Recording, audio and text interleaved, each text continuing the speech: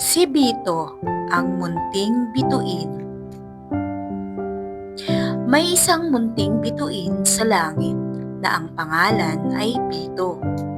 Tuwing gabi, kumikislap siya, pero palagi niyang tinitingnan ang ibang bituin.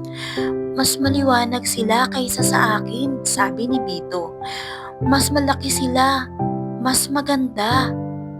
Dahil dito, minsan ay ayaw na ni Bitong kumislap. Isang gabi, may dumaan na munting ulap. Bakit ka malungkot? Ang tanong ng ulap. Kasi kinukumpara ko ang sarili ko sa iba. Ang sagot ni Bito. Pakiramdam ko, kulang ako.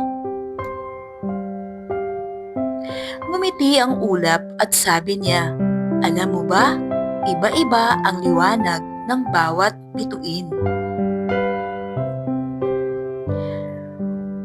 May ilan na maliwanag para sa malayo. May ilan na sapat lang para sa mga naliligaw sa dilim. Naisip iyon ni Bito.